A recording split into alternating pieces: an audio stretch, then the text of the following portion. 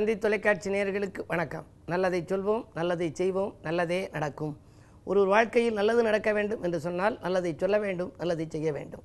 அந்த அடிப்படையில் இன்றைக்கு 13/7/2017 வியாழக்கிழமை, சதயம் நட்சத்திரம் இரவு 10:50 வரை, பிறகு பூரட்டாதி நட்சத்திரம். இன்றைக்கு நான் உங்களுக்கு சொல்ல இருக்கிற நல்ல கருத்து, ஜோதிடம் தோன்றிய அந்த கதையை சில தினங்களுக்கு முன்னாலே உங்களுக்கு சொன்னேன். சாளுக்கிய மன்னன் தவமிருந்து ஒரு புதல்வரை பெற்றார். அந்த பெற்ற புதல்வருக்கு ஜாதகம் கடிக்கின்ற பொழுது மிகிரர் என்ற ஒரு மிகச்சிறந்த ஜோதிடர் அந்த அரசவைக்கு வந்து, உங்களுடைய இளைய ராஜகுமாரன் 17வது வயதிலே விலங்காலே மரணமாவான் என்று சொல்லிவிட்டார். உடனடியாக அந்த ஜோதிடரை கீழே சிறையிலே அடைத்துவிட்டு 17 ஆண்டுகள் நல்ல பாதுகாப்பாக மகனை வளர்த்து எந்த விலங்குகளும் வராமல் அவனை தீண்டாமல் இருப்பதற்காக மிகப்பெரிய உப்பரிகை கட்டி நூற்றுக்கணக்கான படிகளை வைத்து, படிகளிலே ஒரு காவல்காரர்களை வைத்து மேலே சிம்மாசனம் போட்டு அங்கே இளைய ராஜகுமாரனை அமர வைத்திருந்தார். 17வது ஆண்டு தொடங்கியது. பிறந்த நாள் வந்த அன்றைக்கு 6 மணிக்கு இளைய ராஜகுமாரன் பல் துலக்கி கொண்டிருக்கிறார், 7 மணிக்கு குளித்து கொண்டிருக்கிறார், 8 மணிக்கு சாப்பிட்டு கொண்டிருக்கிறார் என்ற செய்தி வந்து கொண்டே இருந்தது. 9 மணிக்கு அரசர் இந்த சிறையில் இருக்கின்ற அந்த மிகிரர் என்ற ஜோதிடரை பார்த்து கேட்டார், இப்பொழுது இளைய ராஜகுமாரன் என்ன செய்து கொண்டிருக்கிறான் என்று சொல்லுங்கள் என்று கேட்டார். இந்நேரம் அவன் இறந்து 1 நிமிடம் ஆகிறது என்று அவர் சொன்னார். எப்படி இறந்தான் என்று கேட்டார். விலங்கால் மரணமாகிவிட்டான் என்று சொன்னார். தான் சொல்லியது பலித்தது என்று சொன்ன பொழுது அரசருக்கு ஆச்சரியமும் வந்தது, கோபமும் வந்தது.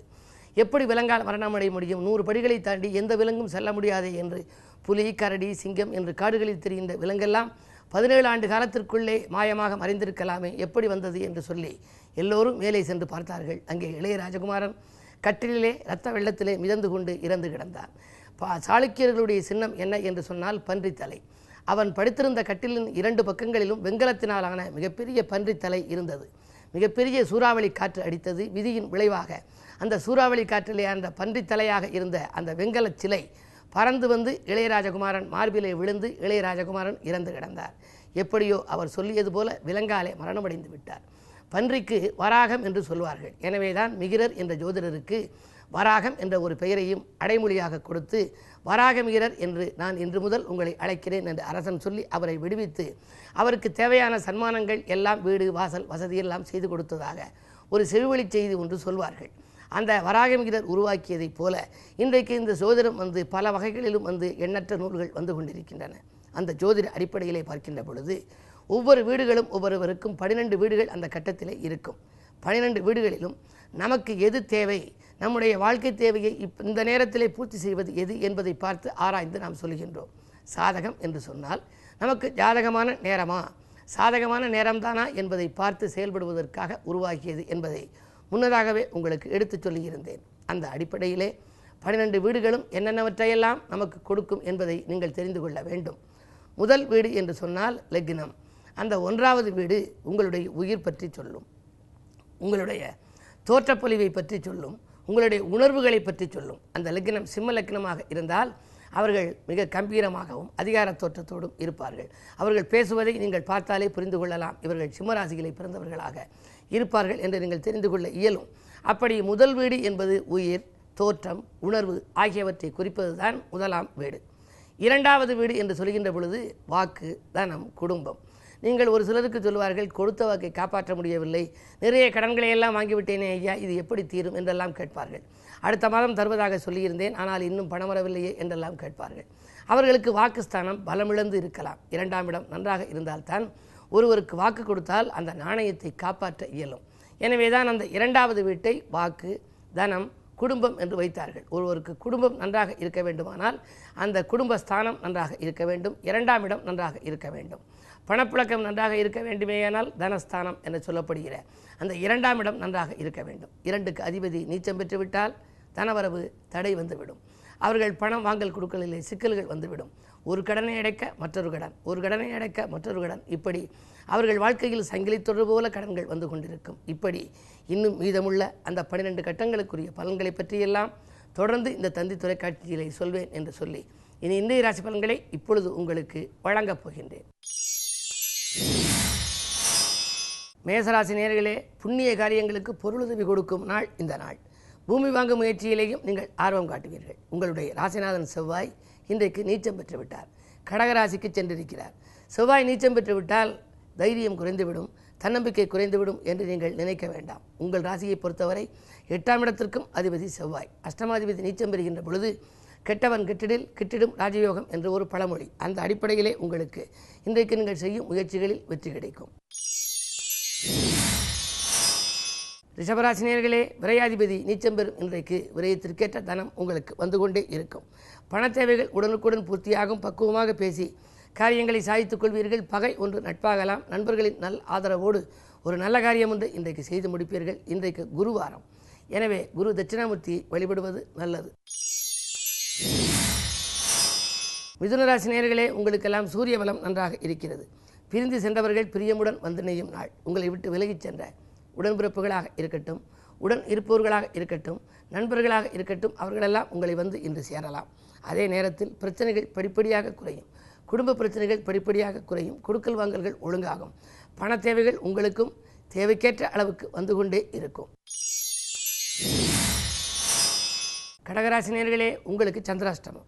எதை செய்தாலும் யோசித்து செய்வது நல்லது. வீண் விரோதங்கள் வளர்த்துக் கொள்ளாமல் பார்த்துக்கொள்ளுங்கள். வியாபாரத்திலே விரோதங்கள் உருவாகலாம். வரவு வந்த மறுநிமிடமே செலவாகிவிட்டது என்று கவலைப்படுவீர்கள். பெற்றோர் வழியிலும் உங்களுக்கு பிரியம் கூடலாம். உடன்பிறப்புகளும் உங்களை அனுசரித்து செல்வார்களா என்பது சந்தேகம்தான். இன்றைக்கு குருவாரம் என்பதால் நவகிரகத்தில் உள்ள குருவை கொண்டாடுங்கள். குருவை வழிபட்டால் குதூகலம் கிடைக்கும். சிம்மராசி நேயர்களே, உங்களுக்கெல்லாம் கல்யாண கனவுகள் நனவாகும் நாள். கடல் தாண்டி வரும் வாய்ப்புகளை உபயோகப்படுத்திக் கொள்ளலாமா என்று சிந்திப்பீர்கள். ஜென்மத்திலே ராகு, 7லே கேது. சர்ப்பதோஷத்தின் பின்னணியில் இருக்கிறீர்கள். உங்களுக்கு கனவிலே பாம்பு வரலாம். நனவிலே பாம்பை நீங்கள் பார்த்து கொண்டிருப்பீர்கள். ஏதேனும் ஒரு தொலைக்காட்சியை பார்த்தாலோ ஒரு பத்திரிகைகளை பார்த்தாலோ அடிக்கடி பாம்பு தரிசனம் உங்களுக்கு வந்து கொண்டிருக்கும். காரணம், ஜென்மத்திலே ராகு, 7லே கேது. விரைவிலே இந்த ராகு கேது பேச்சு நிகழவிருக்கின்றது. அப்படி பேச்சியாகின்ற பொழுது உங்களுக்கு நல்ல பலன்கள் வந்து சேரும். எனவே இன்றைய நாளை இனிய நாளாக அமைத்துக்கொள்ள பொறுமையை கடைபிடிப்பது நல்லது. கன்னிராசி நேயர்களே, உங்களுக்கெல்லாம் குரு பகவானின் அருள் இருக்கிறது. நேற்றைய பிரச்சனை இன்று நல்ல முடிவுக்கு வரும். குழந்தைகளின் முன்னேற்றம் கருதி எடுத்த முயற்சிகளில் வெற்றி கிடைக்கும். பெண் குழந்தைகளின் எதிர்கால நலன் கருதி குறிப்பாக கல்யாண சீர்வரிசைகள் வாங்குவதிலே கவனம் செலுத்தலாம். தங்கம், வெள்ளி, ஆடை ஆபரண சேர்க்கை உண்டு. இடமாற்றம், வீடு மாற்றங்கள், உத்தியோக மாற்றங்கள் ஒரு சிலருக்கு வரலாம். வரும் மாற்றங்கள் ஏற்றுக்கொள்ளக்கூடியதாகவே இருக்கும். துலாம் ராசி நேயர்களே, உங்களுக்கெல்லாம் சக ஊழியர்களால் ஏற்பட்ட பிரச்சனைகள், சச்சரவுகள் அகலும் நாள். இன்றைக்கு சலுகைகள் எதிர்பார்த்தபடி கிடைக்கும். வாகனம் வாங்க வேண்டும், வீடு வாங்க வேண்டும் என்று வங்கிகளில் அல்லது வள்ளல்களிடம் நீங்கள் ஏதேனும் உதவிகளை எதிர்பார்த்து காத்திருந்தால் அந்த உதவிகள் உங்களுக்கு கிடைக்கப் போகின்றது. 2லே சனி இருப்பதால் குடும்ப தேவைகளை பூர்த்தி செய்வீர்கள். குடும்பத்தினர் உங்கள் முன்னேற்றம் கண்டு ஆச்சரியப்படுவர். விருச்சிக ராசி நேயர்களே, முக்கிய புள்ளிகளின் ஒத்துழைப்பு கிடைத்து மகிழும் நாள். இன்றைக்கு விஐபிக்கள் உங்கள் வீடு தேடி வரலாம். முன்னேற்ற பாதையை நோக்கி நீங்கள் அடியெடுத்து வைப்பீர்கள். தொழில் வளர்ச்சி கூடுதலாக இருக்கும். ஒரு தொழில் செய்பவர்கள் 2 தொழில் செய்யலாமா என்று சிந்திப்பர். உத்தியோகத்தில் இருப்பவர்களெல்லாம் விஆர்எஸ் பெற்றுக்கொண்டு வெளியில் வந்து விருப்ப ஓய்விலே சுயதொழில் செய்யும் முயற்சியில் ஈடுபடும் வாய்ப்பும் உண்டு. ஆடை ஆபரண சேர்க்கை மற்றும் விலை உயர்ந்த பொருட்கள், வீட்டிற்கு தேவையான அத்தியாவசிய பொருட்கள் மட்டுமல்ல, ஆடம்பர பொருட்களையும் வாங்கும் யோகம் உண்டு. தனுசு ராசி நேயர்களே, உங்களுக்கு 10லே குரு. 10லே குரு இருந்தால் பதவி பறிபோகும் என்பார்கள். எனவே உத்தியோகத்தில் இருப்பவர்கள், ஏதேனும் அரசியல் இருப்பவர்களுக்கெல்லாம் திடீரென பொறுப்புகள் மாற்றப்படலாம். மாற்றப்படும் பொறுப்புகள் கூட நல்ல பொறுப்புகளாக வர வேண்டுமானால் இன்றைக்கு உங்கள் ராஜநாதன் குருவுக்குரிய கிழமை. எனவே குருவை வழிபாடு செய்யுங்கள். நல்ல வாய்ப்புகள் வந்து சேரும். மகர ராசி நேயர்களே, உங்கள் ராசியை குரு பார்க்கிறார். மதியத்திற்கு மேல் மனக்கசப்புகள் மாறும். மாற்று மருத்துவத்தால் உடல் நலத்தை சீராக்கிக் கொள்வீர்கள். ஆபரண சேர்க்கை உண்டு. அஷ்டமத்திலே ராகு அலைச்சலை கொடுத்தாலும் ஆதாயம் எதிர்பார்த்தபடியே வந்து சேரும். 2லே கேது இருப்பதால் குடும்ப சுமை கொஞ்சம் கூடுதலாகத்தான் இருக்கும்.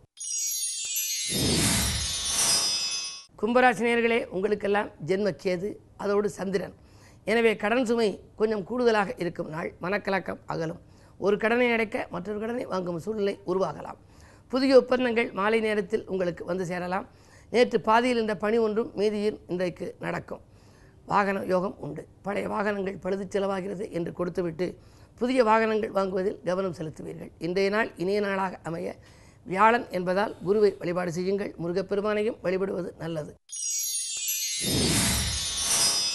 மீனராசி நேயர்களே, உங்களுக்கெல்லாம் விருப்ப ஓய்வு பற்றிய சிந்தனை மேலோங்கும் நாள். எத்தனை நாள் தான் வேலைக்கு இருப்பது? இந்த சம்பளம் போதவில்லையே, இனியாவது சொந்த தொழில் செய்யலாமா என்றெல்லாம் சிந்திப்பீர்கள். உங்கள் சிந்தனைகள் வெற்றி பெறும் நாள். வீடு வாங்கும் முயற்சியிலும் அனுகூலம் உண்டு. சொத்துக்கள் வாங்கலாமா, வீடு வாங்கலாமா என்று சிந்திக்கின்ற பொழுது குடும்ப உறுப்பினரின் ஜாதகத்தை அலசி ஆராய்ந்து பாருங்கள். யாருடைய ஜாதகத்தில் பூமிகாரகன் செவ்வாய் பலம் பெற்றிருக்கிறாரோ அவர் பேரில் வாங்குவது நல்லது. மேலும் விவரங்கள் அறிய தினத்தந்தி படியுங்கள்.